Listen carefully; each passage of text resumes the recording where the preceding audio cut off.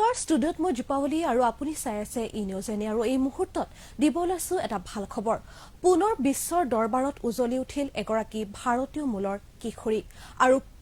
kid of the year সন্মানেৰে সন্মানিত হল ভাৰতীয় মূলৰ এগৰাকী কিশোৰী গীতাঞ্জলি ৰাও আমি পুনৰ জনাইছো ই নিউজৰ দৰ্শকসকলক এটা ভাল খবৰ ইতিহাস ৰচিলে এগৰাকী ভাৰতীয় মূলৰ কিশোৰীয়ে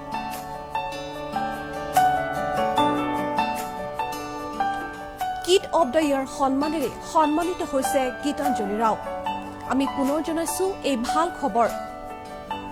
বিশ্ব প্ৰসিদ্ধ টাইম মেগাজিনে প্ৰদান কৰিলে এই বঁটা আৰু প্ৰথমবাৰলৈ এগৰাকী ভাৰতীয় মূলৰ কিশোৰীয়ে লাভ কৰিলে এই বঁটা আৰু যুৱ উদ্ভাৱকৰ শিতানত নিৰ্বাচিত হয় গীতাঞ্জলি ৰাও সাইবাৰ অপৰাধ দূষিত খোৱাপানীৰ সমস্যা সমাধানৰ ক্ষেত্ৰত উদ্ভাৱন কৰা প্ৰযুক্তিৰ বাবে তেখেতে লাভ কৰে এই সন্মান আমি পুনৰ জনাইছো এটা ভাল খবৰ গীতাঞ্জলি ৰাও এগৰাকী ভাৰতীয় মূলৰ যুৱতী এগৰাকী ভাৰতীয় মূলৰ কিশোৰী আৰু প্ৰথমবাৰলৈ বিশ্ব প্ৰসিদ্ধ টাইম মেগাজিনে আগবঢ়োৱা কিড অফ দ্য ইয়াৰ সন্মান লাভ কৰিলে এইগৰাকী ভাৰতীয় মূলৰ কিশোৰীয়ে আৰু দূষিত খোৱাপানীৰ সমস্যা তথা সাইবাৰ নিৰ্যাতন নিচাসক্ত বিভিন্ন সমস্যাৰ সৈতে মোকাবিলা কৰাৰ বাবে উদ্ভাৱন কৰিছিল গীতাঞ্জলি ৰাওয়ে কেতবোৰ প্ৰযুক্তিগত সঁজুলি আৰু তাৰ বাবে বিশ্বব্যাপী চলি থকা এই উক্ত সমস্যাসমূহৰ সৈতে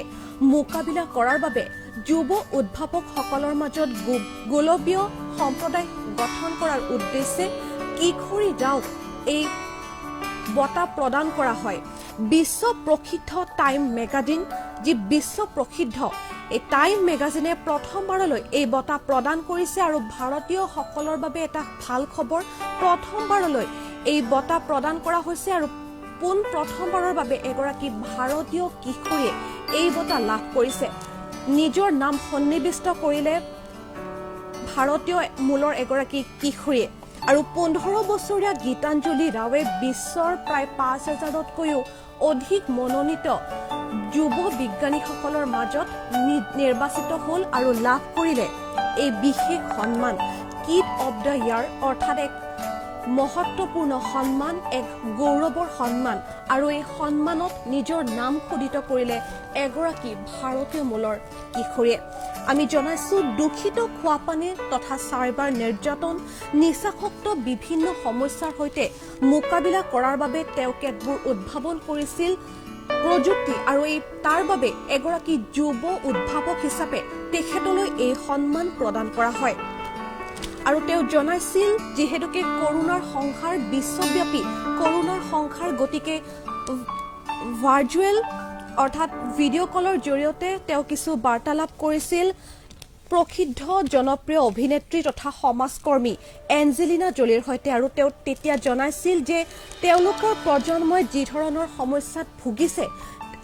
আহিবলগীয়া প্ৰজন্মই যাতে তেনে সমস্যাত ভুগিব লগা নহয় তাৰ বাবে তেওঁ অহৰহ কাম কৰি যাব তেওঁ জনাইছিল এই কথা যিহেতুকে বৰ্তমান প্ৰজন্মই বিভিন্ন সমস্যাৰ সন্মুখীন হৈছে গতিকে তেওঁ সদায় অহৰহভাৱে কাম কৰিব যাতে ভৱিষ্যত প্ৰজন্মই এনে কোনো সমস্যাৰ সন্মুখীন নহয় আৰু যিহেতুকে মহামাৰী কৰোনাৰ সংসাৰ গতিকে